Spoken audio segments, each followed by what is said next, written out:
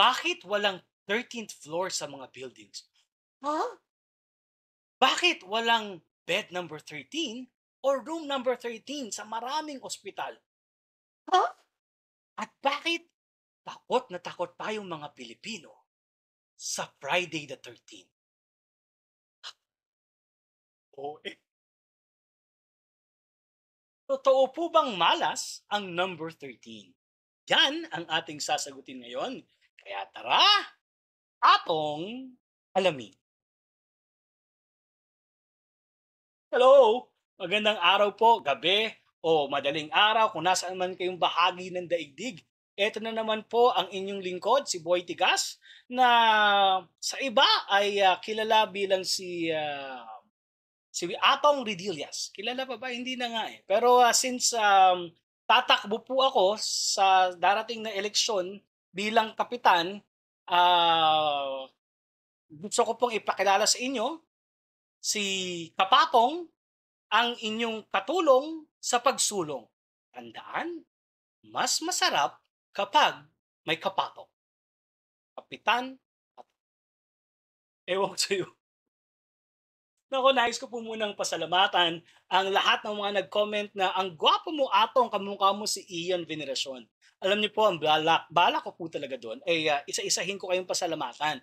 Kaya lang, hindi ko po ini-expect na ganun kadami pala ang tinapos yung video ko.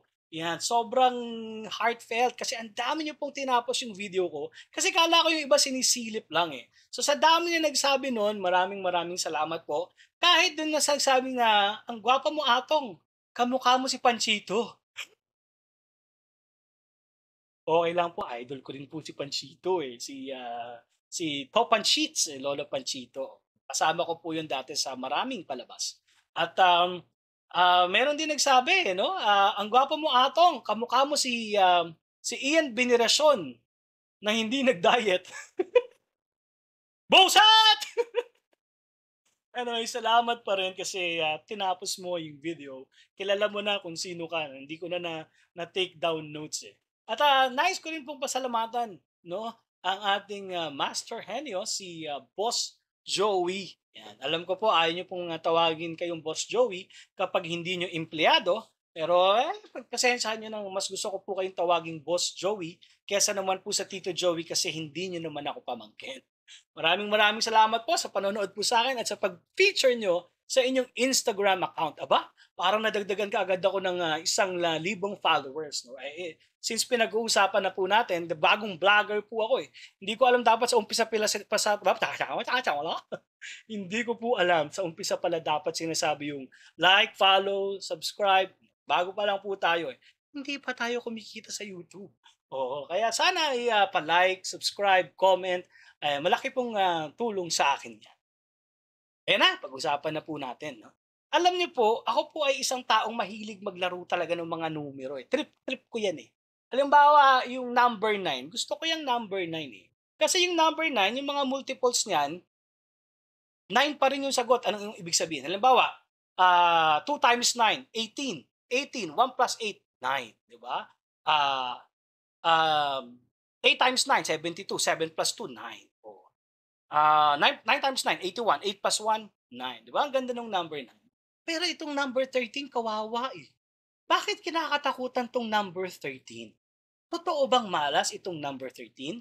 Alam nyo, kung hindi maraming trabaho, i-invite ko sana si yung ating resident feng shui expert. Nalala niyo pa ba siya?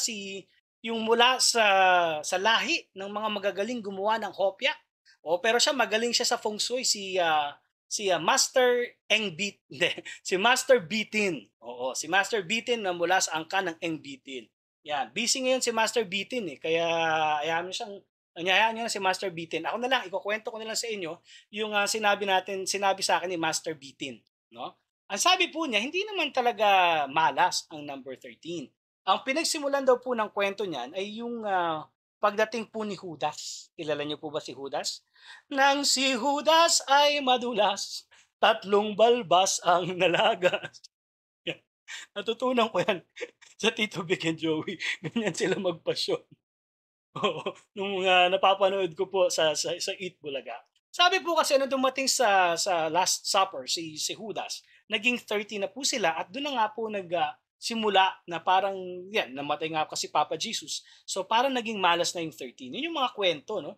Halimbawa sa ibang bansa naman katulad sa Japan, yung number 4 po ay malas. So, 13, 1 plus 3 equals to 4, ay yun, malas. Gano'n din sa Pilipinas. Yun din po daw yung dahilan.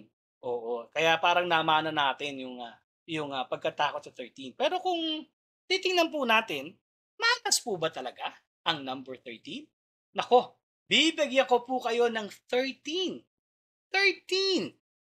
reasons para malaman natin kung malas ba talaga ang um, ang number 13. Bibigyan ko po kayo ng mga 13 na pangalan, mga salita, mga phrases o sentence na nagpapatunay po na hindi naman po malas ang number 13.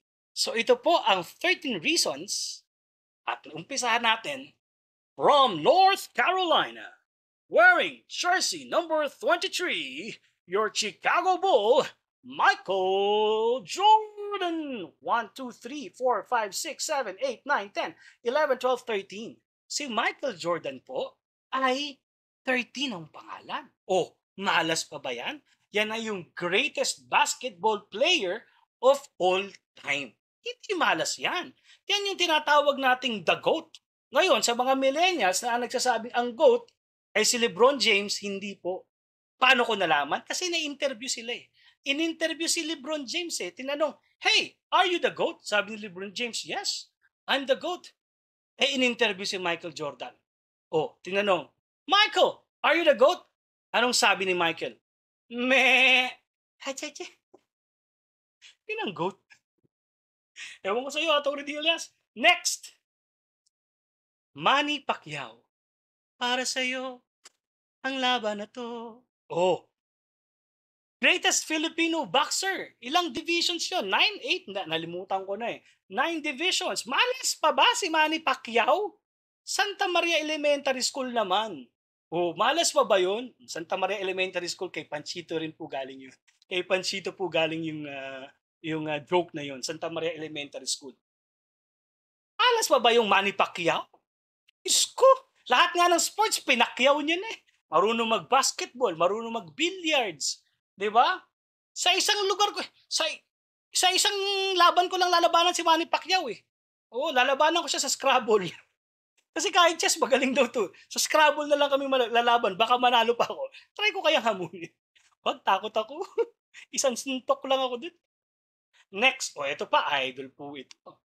Paul McCartney. Yan. Alam niyo po, nung ginawa ko to sa laptop, diretso to eh, maganda eh. Maganda yung pagkakatype ko eh. Putik, pagdating dito. Tsaka kulay blue dapat background nito. Nung pagdating nilipat ko na sa tablet, hindi na eh. Yung 13 letters din po yung Paul McCartney. O, hindi pa ba swerte yan? The greatest band of all time. No? Diba? One of the lead composer o songwriter ng Beatles. Diba? John Lennon and Paul McCartney. Oh, girl, girl. Obladi, oblada, wala siyang bra. Alam niyo, mahilig kasi ako magpalit-palit ng kanta eh. Mahilig akong type ko rin yan eh. Ay, alam niyo naman, idol natin yung Dolphy Panchito, of course. Top hits ng Tito Vic and Joey. Di ba? Meron silang Beatles edition eh. Pero hindi yung pinaka-favorite ko na tinranslate ng Tito Vic and Joey na Beatles song. Hindi ko po maalam. Comment niyo po, baka alam niyo. Hindi ko alam kasi kung mixed nuts to o TVJ. Alin po ba yung may Ernie Barong? Yung may biyak?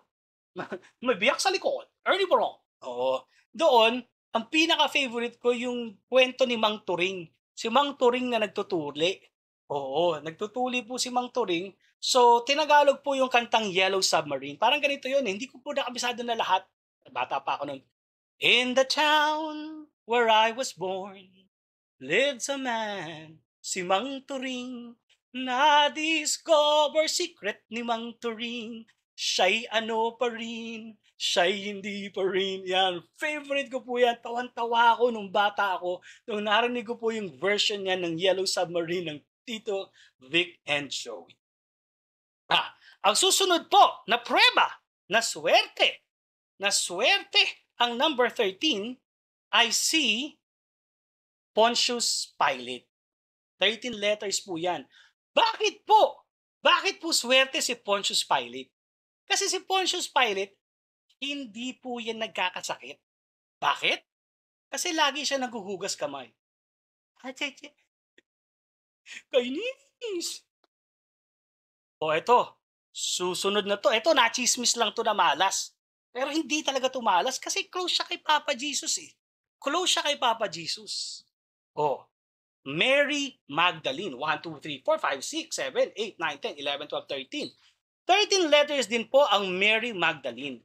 Nagkalala ng mga tao malas kasi ito si Capredi. Si Capredi ang nagsabing malas. Sabi niya, Magdalena, ikaw ay sawing palad. Oh, di ba? Hindi naman totoo yun. Chismoso to si Ka-Freddy. Hindi, joke lang. Joke lang po, Ka-Freddy. Ang dami kong idol, pero idol ko din si Ka-Freddy. Ang pinakagusto kong kanta ni Ka-Freddy yung ano eh. Hindi ko alam kung alam nyo to Hindi naman nanonood sa atin si Ka-Freddy, pero nanonood sa atin si Boss Joey. Malay mo, masilip na rin tayo ni Ka-Freddy. Ang paborito kong kanta ni Ka-Freddy yung ano, sa kabukiran minsan kami naglalakad. Kasama ko ang aking barkada. Yan, gustong-gusto ko yan. Pag linggo, gustong-gusto kong pinapakinggan yan, lalo nung bata ako. Ang susunod naman po ay, Diyos ko, pagdating po sa lucky, sa pagsaswerte, eto na po, ang pinagpala sa babaeng lahat. Of course, si Mama Mary, Blessed Mother. Blessed Mother, 13. 13 letters din po ang Blessed Mother. Oh, no question na yan no debate na yan. Ang next po, ay ito, so swertein ka talaga pag ito yung ginawa mo. Kasi ito yung dapat natin talaga ginagawa. Praise the Lord. Wow! 1, 2, 3, 4, 5, 6, 7, 8, 9, 10, 11, 12, 13 din po ang praise the Lord. Hindi ka pa masaya sa praise the Lord? Tagalugin natin. Papuri sa Diyos. 1, 2, 3, 4, 5, 6, 7, 8, 9, 10, 11, 12. 13 letters din ang papuri sa Diyos. Oh, di ba? Swerte. O eto, kapag nabuhay ka, ano bang kailangan mo sa buhay? Ang pinaka-importante sa buhay ay love and kisses. Kasi ang importante po, yung halik. Yung halik po ay importante na may kasamang love. Kasi kapag yung halik, walang kasamang love, mahal yun. Next, ito yung magandang sinasabi sa kapwa mo. Diba? Pinagpapala mo siya. Good luck to you. 13 letters din ang good luck to you. The most famous song. At kaya natin ito kinakanta para swertehin. Happy birthday. Happy birthday. 13 letters din. 13 letters din ang happy birthday. Syempre, dito ako nagmula. No? Ang salitang susunod ay entertainment. Entertainment.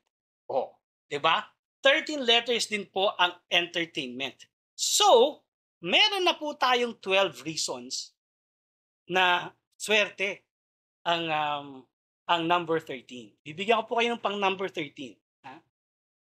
Atong Redilias. What? 13 letters din po ang Atong Redilias. Kaya pag sinabi niyong malas ang number 13, ayaw kong maging malas ang number 13. At saka, hello, sige nga, ayaw nyo sa number 13? Ayaw nyo ba ng 13th month pay?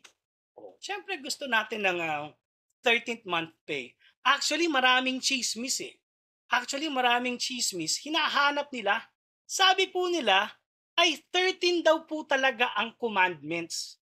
13 talaga yung commandments. 10 commandments pa lang po ang nakikita. Hinahanap po yung tatlo pa. Ngayon, yung pang-11, nakita na po nila yung pang-11. Nabasa po nila yung pang-11th commandment, thou shalt not covet thy neighbor's wife. But, if thy neighbor's wife covets you, thou shalt not refuse. Ayan. Ayan na po ang ating 13 reasons kung bakit swerte po ang number 13, di ba? Sana po ito ay makapagbago sa buhay ninyo. At maging mabuti na kayong lahat ng tao dahil nalaban nyo na swerte naman pala ang number 13. Muli, hi! Maraming salamat po sa inyong panonood. At like, subscribe, at Sana po ay, mag-comment din po kayo. Ayan, abangan niyo po. Baka meron po kayong, mga katanungan, itanong niyo po sa akin baka masagot po natin o subukan po natin sagutin together. 'Yan, kapag may tanong kayo alam niyo na, atong alamin. Gaya nga ng lagi kong sinasabi, diyan nagtatapos ang banat ko, kaya ako naman ang banatan niyo. Paalam po.